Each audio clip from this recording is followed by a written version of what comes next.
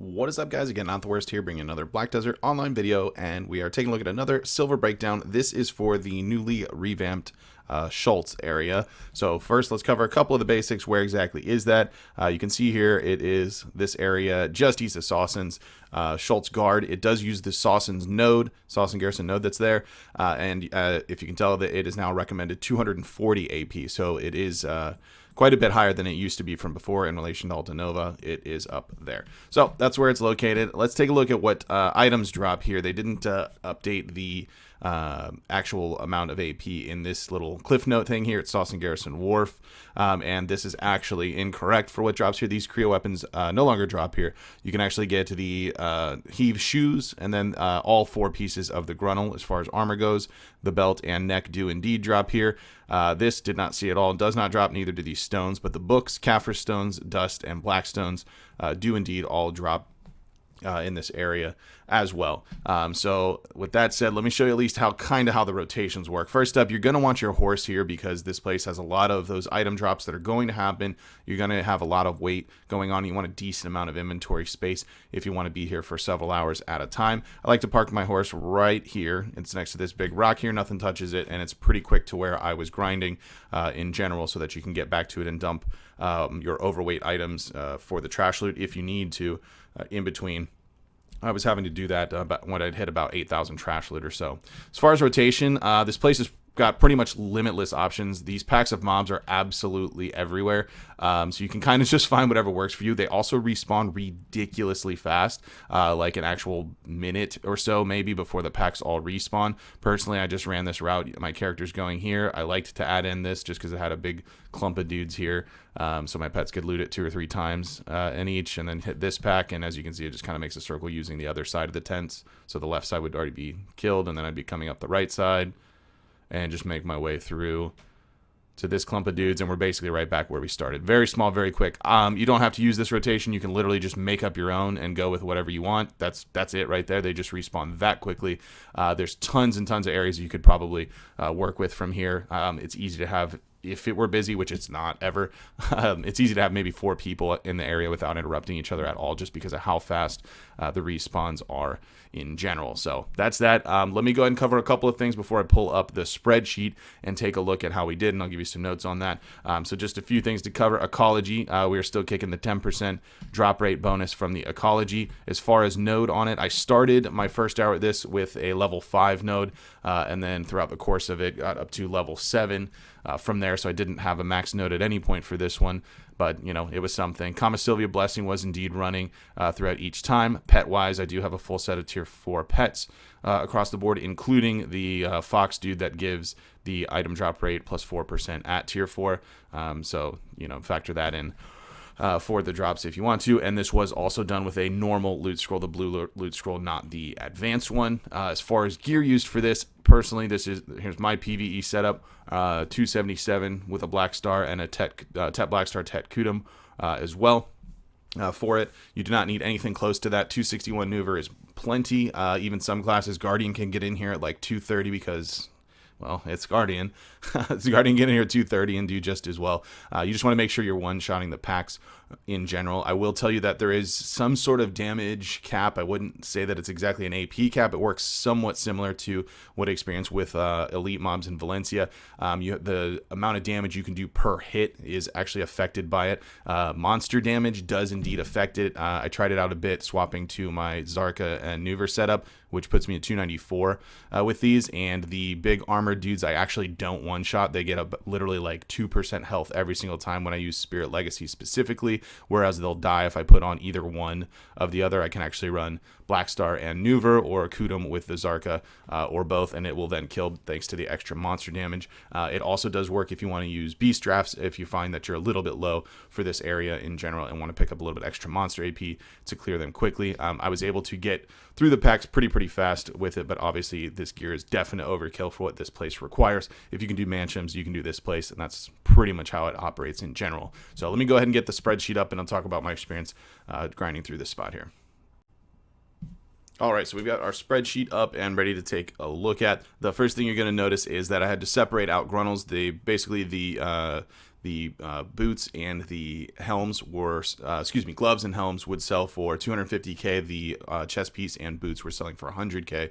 So just to save a little space for it, I didn't put each piece individually and separated it 250k and 100k each and track them that way. As far as heave, I did track them, but these didn't actually get a value assignment. The reason for that is they're kind of trash. In fact, as you're grinding here, if you need a little extra inventory space, you can straight up throw these in the trash can. They're of no use to you unless they're enhanced so that you can extract blackstones from them. They don't sell on the marketplace. There's hundreds listed at minimum price. It would take forever. Maybe if you had, I did have some 14s and 15s drop throughout the time, so if you wanted to like push them to pry and then sell them, they will sell that way if you got an already enhanced one, so you could use a couple on hand to repair, but that's about it. They drop a ton. You can see we average 16 per hour for this spot.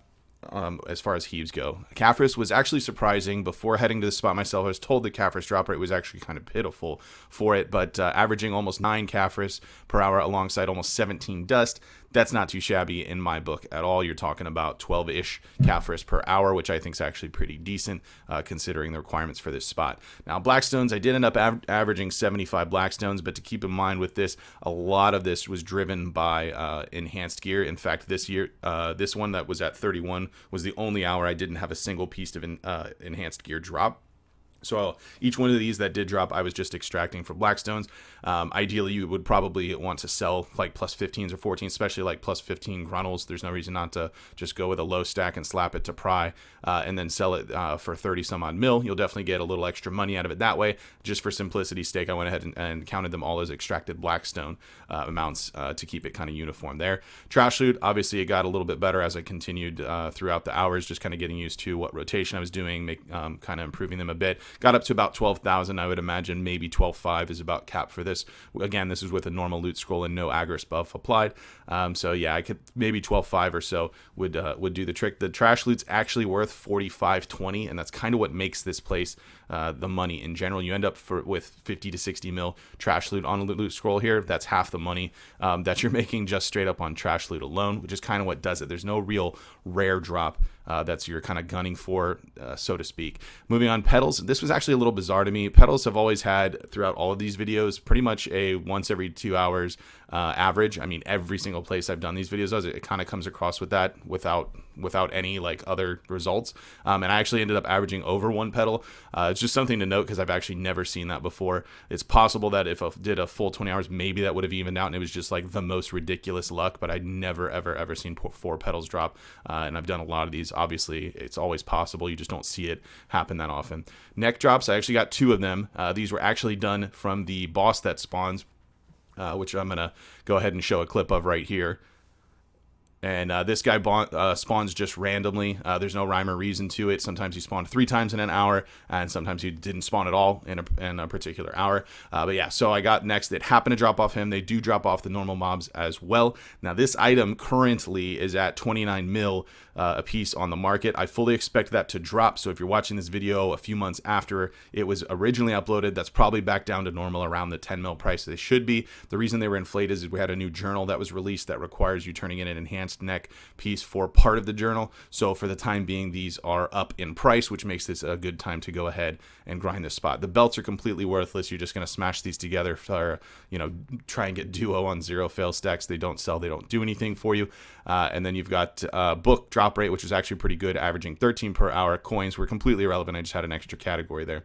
So that gave us twice. I hit peak amounts at 146, almost 147 on the hours that did drop the neck. When you take that out of the equation, though, you're pretty consistent in the 120s or so. I did actually get a 139, which was just a very high Caphras and Blackstone hour that came out without any neck drop, which is kind of nice to see as well. So balancing these all out, that do also want to mention the low end on that was a 108, which only happened once. So it averages out to 126 mil per hour. Again, if these necks are lower price, obviously this is going to come down a little bit, but even the hours where there were no neck drops, like I said, a 139 without it is pretty nice considering what the spot spot requires in general. The other thing to note is the XP is actually pretty good here. Me being at 62, headed towards 63, obviously XP is a bit more difficult to get at that point. This does have some of the new Black Spirit quests that randomly appear where it'll automatically add to your quest list. You kill 50 Shultz and then talk to your Black Spirit. He'll give you a XP buff of 300% and 100% skill XP buff as well that lasts for 30 minutes. And the thing is, you get it so often that once you turn it in, you're likely going to get that quest again. So by the time the cooldown is off, you're going to pick up another 300% buff. So with no other XP buffs applied whatsoever, I was actually getting almost 0.3% from 62 to 63, including that 300% XP buff that pretty much stayed up constantly, which was kind of incredible for that. I didn't expect it for a zone like this to be that high at XP, so did want to kind of just note that quest as well. Anyways, that is it for this video. If you did like it, be sure to hit the like button, and if you are new to the channel, be sure to subscribe so you get notifications for when new videos do go live. Let me know in the comments below if you guys have tried this spot out yet. What'd you get from it? What were your results? What do you feel about it? In general, I only did 10 hours because I don't think it needed 20 hours. Since we're not hunting a rare drop here, I don't really need the extra hours to kind of average out. You know, we're not hunting for Tungrad rings or anything like that, so we want to get as many hours as possible for it. This place is just really, really consistent, really driven by your trash loot, books, Caphorus, and dust for the most part, Blackstones when you can get lucky with those extractions. But I'd like to hear what you guys think about it nonetheless. With that said, that's going to be it for this video. I want to thank everybody for watching, and I will see you next time.